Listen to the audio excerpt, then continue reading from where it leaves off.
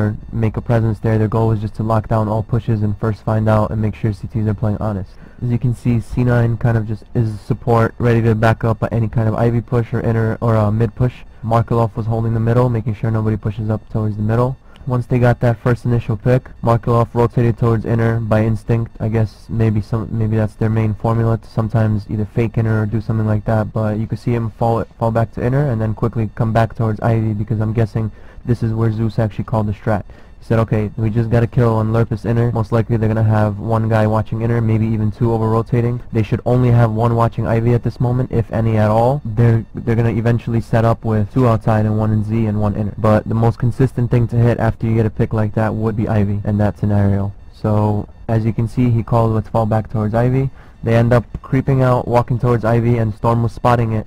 Starix entry kills with the USP armor first, just in case they nade. He ends up shooting Storm up really badly to low health. At the same time, I think it's Markelov who throws a nade instantly, because that's why they buy those nades, because the USP's quick headshot or lower the guy, and the other guys behind him nade right away, finish him off. So they end up killing Storm at Ivy. At this point, Navi knows that they got one kill inner, they got Storm at Ivy. Now the CTs are probably playing 1Z, which should be Fraud, who is watching inner now and quick to rotate to Z, and they should have one more playing outside either tower or under tower, because Storm was spotting Ivy. So if Storm was spotting Ivy, he won't be spotting Ivy with his middle completely open. So the only way he'll be spotting Ivy is if somebody's playing aggressive on the middle, somewhere either tower, under it, or maybe under one of the trains, ping 5 or ping 6. So that's their game plan. They're running out Ivy after they got Storm with that mindset that there should be one guy to the right and probably one in Z. And that's exactly what happened. Nothing is actually in Z right now, trying to spot everything. Fraud rotated to back ramp because he's the only closest person to be able to cover the back rows so the terrorists don't get to back bomb train and plant the bomb.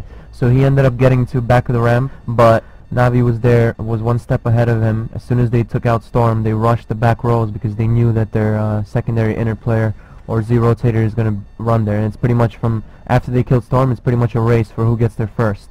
In this case it was Navi, and they ran in, they got a kill on Fraud. At the same time, Zeus, who was one of the initial guys who went inner first, fell back, and instead of all 5 guys going Ivy, he wanted to be their eyes around the middle. Because if you send 5 guys one way towards Ivy, you always have that mindset that they could flank you or that you don't know where they could be. But if you just break it apart into 4 guys one way and 1 guy the other, you could tell that one guy can be your eyes and tell you what's going on the other side. So in this instance, it happened to be Zeus who came out middle. He cleared out the close E-box areas, ping 5s, all that, and he knew right away that there should be one guy Z. He grabbed that guy's attention, didn't let the Z guy feel comfortable to push out, which was a good job by him, but he was a little bit unaware of the fact that there could have been one tower, especially since they got the Ivy guy peeking down. So I feel like he should have been a little bit more aware that there could be a guy tower, but I guess it didn't really matter much anyway since the tower guy's hiding, since his Ivy guy died and the Z guy is getting shot at. As soon as they took out Fraud in the back rows, they ran to the back of bomb train, planted the bomb right away, and instead of pushing out towards the middle area of the map, the outside area, they took over the CT ramp, because now it's 2 vs 4 with Nothing and GFN left. GFN was hiding tower, not giving away his spot, and Nothing was playing in Z. Once Zeus spotted Nothing in Z, he played the back of 5 a little bit safer, but ended up giving Jordan a chance to kill him by, I guess, challenging him a little bit.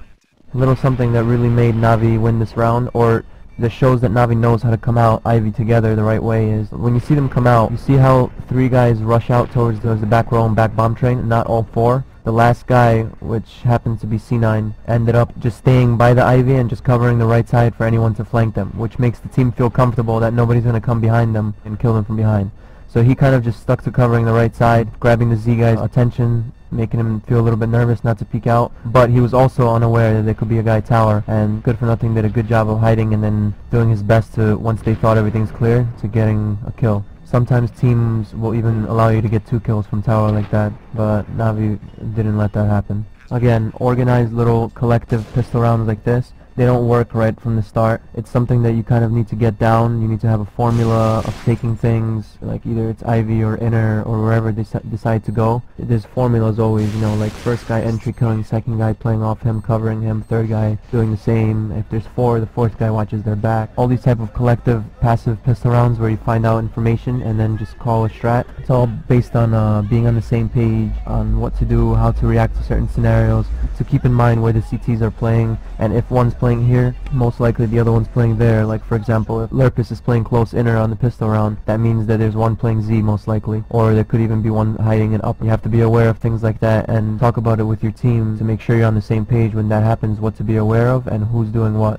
And that takes a lot of practice, a lot of talking with one another, and teams who have the chance to be able to either live together or talk to one another a lot or just put in that work during boot camps or whenever you can, they end up being very successful, and it turns out to be like almost like a movie for them when they're playing. They're playing the round, things are happening just like they talked about, so they all know how to react to it already, and it gives them confidence because one teammate, instead of making sure that the other guy knows, he's already confident that his teammate knows how to react, and so does his teammate on his right. So everybody on his team knows how to react, and it just gives you that confidence to just focus on your own game and play using your individual skill and sticking to the game plan and the formula and just being on the same page as a team. Unlike teams who are unorganized, teams who don't have chemistry, they get nervous, they start saying, oh, what if my teammate doesn't know this, I need to make sure he's doing this right, especially leaders, and that's why leaders tend to be on the bottom sometimes, because they're too busy focused on everyone and making sure everyone's doing a good job, instead of focusing on their own game and just using their own skill. But then again, when team's fully organized and has everything prepared and on the same page, that's when the leaders usually stand out and frag hard, because then they're playing their games and they're just like another player in the team. Alright, now I'm gonna talk about what I think went wrong for EG this pistol round and what I think they did and how they could have stopped this strat. First thing, just from seeing what I saw before, I would say that when Lurpus is playing a spot like that, he shouldn't commit to giving the terrorist a shot. He should just spot it, maybe jiggle peek, and have a fallback plan so he can spot them, then fall back to a spot and have his teammate Fraud rotate from Z and cover his lower, so then at least he has backup and they can stay alive and play with the team till we take the round. This round he gave him kind of a free kill by really committing to trying to kill the first guy peeking down that lower ramp or walking into that brown hallway. So that's one thing. Fraud did a good job at spotting Z, making sure that GFN can get tower, just pretty much escorting him, making sure that everything's quiet down, no rushes are going on or anything crazy like that. And once Lurpus died, he did a good job of rotating, watching the lower ramp first, then going towards upper and being aware that they could now, at this point, they have enough time to be able to sneak out upper and might be sneaking through. He did everything he can that round to be able to still win the round, even after being down a number. Once they called Ivy and inner was clear, he cleared out inner and then rotated to CT ramp as fast as he can to be able to secure the back rows, but he got there a second or two too late, and Navi was a little bit more prepared and one step ahead of him and had three guys waiting for him to run up. So nothing really that he could have done about that round. As you move on Storm, you can see he's just doing the regular spotting Ivy. Again, I feel like Storm did the same thing as Lurpus. Instead of just spotting and falling back to a more passive angle, he kind of spotted it and tried to commit to fighting one, not being aware that Navi, especially Navi, is a team who likes to buy nades and always has nades primed ready to nade as soon as their first guy shoots. So that's exactly what happened to him. He's spotting it, and then first guy jumps across, and instead of him falling back, he actually pulled out his nade and continued staying there to even fight him. That was not good. He committed to fighting him, and that's why he got caught with that nade as he was trying to run away. And because he got caught with that nade, they ran so fast to the back, they took advantage of getting him and got there way before Fraud could even rotate.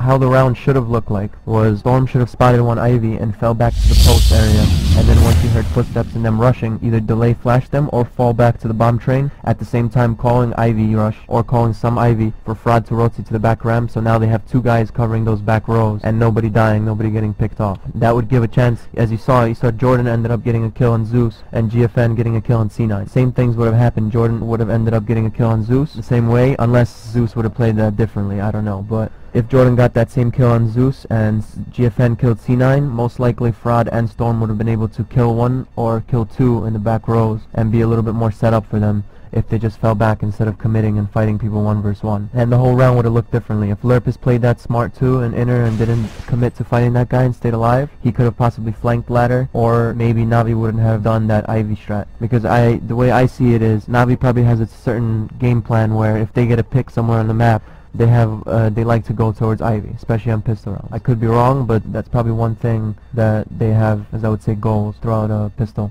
Because whenever you get a kill, like I said, there's usually two more rotating to that spot, and the other two are spotting the other site to make sure it's not a fake or whatever, and they usually don't have much backup, so it's better to regroup, hit one thing fast after you got a kill somewhere. Alright, let me just continue. Throughout the round, you could see that once Navi took out Fraud and back ramp, they took over spawn ramp and didn't give them a chance to maybe nade them or catch them from the back from like weird spots outside or some kind of hidden spots on their trains or something. They just they just gave him all the whole area and focused on holding the CT ramp and let Edward flank them, who were trying to flank Navi actually.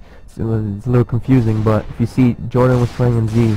Once he got Zeus, he pushed out because he knew that Navi planted back a bomb train, and so did GFN. They both pushed up towards the bomb train, and Edward knew that there's one guy Z and one guy Tower, and they're going to move towards the bomb train now, so they're not going to be covering their own backs now, because they think that their backs are clear, since they got the main guys who were covering their backs. So they moved up towards the bomb train, and Edward ran around to flank them now from Z, and ended up killing Jordan from behind, and then GFN was just stuck. He had nothing really he could have done. He had two guys on the ramp waiting for him. And yeah, and I just wanted to show you guys what EG did wrong to lose that round, just in case people don't see, because, you know, a lot of teams and a lot of players, when they watch people and they watch matches, they assume that, like, oh, you know, this guy's score is bad, but they never look at exactly why teams are losing rounds. You know, the whole half could be different if you just win one pistol round. You get momentum off that, and you get so much out of it. So it's very important to play your A game on pistol round and play disciplined. Don't play cocky, don't play confident in your aim, don't play too committed to killing people or having one-on-one battles. Stick to trying to make everything easy for yourself and to regroup with your team and to retake sites. Once it becomes second nature to play the smart and correct way, the consistent way, that's when people's individual skill starts shining, because people are just more confident. Hope you guys learned maybe a different way to look at Counter-Strike, or a different way to approach it. Approach mid-game, approach like learning from your mistakes in demos. A lot of teams and a lot of players don't do that, but you can get all your answers out of demos. That's why there's teams who come from third world countries who don't have a chance to scrim against good teams and still pull upsets and still beat good teams. Because like I said, all your answers are right there in demos. So if people want to get good, people want to get better, just do it. It's all in your hands. Alright, hope you guys enjoyed this, hope you guys learned something, and I look forward to doing some more of these later on in the future. Thank you, and good luck.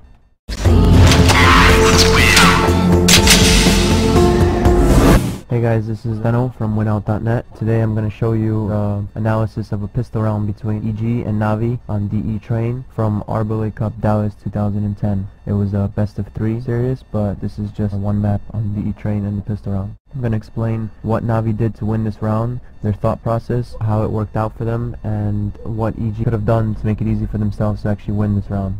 So it starts off with Navi doing a similar pistol buy, the same way they usually do on most maps. They drop a couple USPs. In this particular instance, it turns out to be Edward with USP armor, Starix with USP armor, Zeus with USP flash, and Markelov and C9 with Glock, no armor, and a nade. They start off doing a regular hold pistol round just in case CTs decide to do any kind of aggressive push, or maybe push Ivy or push Inner or something like that. Very consistent pistol, because you never want to do something right off the bat, some kind of straight action type of pistol round, because you don't know what the CTs are capable of doing or what they're going to do that round. So it's better to secure all the entry points and make sure the CTs are playing honest and not doing anything out of the ordinary before you decide what you want to do.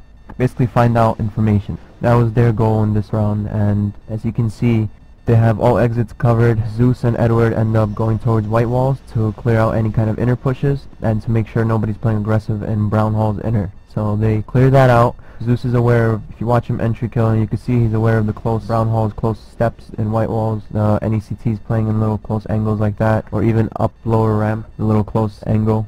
He's aware of that one too. He clears that out, and finally he jiggle peeks to lower and ends up killing Lurpus, who was playing aggressive and trying to spot quick inner pistol. So once they got that kill, instead of rushing in and doing something, they obviously fall back and use the number to their advantage. Now it's a 5 versus 4, and they're going to try to play smart and let EG regroup and play inner now. So they end up having less guys outside, and they have a chance to do whatever they want. And don't give EG a chance to even it up by just running into inner after getting that kill and doing something inconsistent or random with just 2 guys. So it's a good job by Navi after getting that kill to fall back. Very smart, very collective, and in control, I would say. Now let me move on to the other side of the map. They have Starix with a USP and armor holding the Ivy push. As you can see, he doesn't run up towards Ivy because there's a chance CTs can push it or have a little pop flash setup and CTs push out, or even nade the end of it. It's not worth losing HP when you can just play from a little further back, because again, their goal was not to take over Ivy or make a presence there. Their goal was just to lock down all pushes and first find out and make sure CTs are playing honest. As you can see, C9 kind of just is support, ready to back up by any kind of Ivy push or inner or mid push. Markelov was holding the middle, making sure nobody pushes up towards the middle. Once they got that first initial pick, Markelov rotated towards inner by instinct. I guess maybe that's their main formula to sometimes either fake inner or do something like that, but you could see him fall back to inner and then quickly come back towards Ivy, because I'm guessing this is where Zeus actually called the strat. He said, okay, we just gotta kill on Lurpus inner. Most likely they're gonna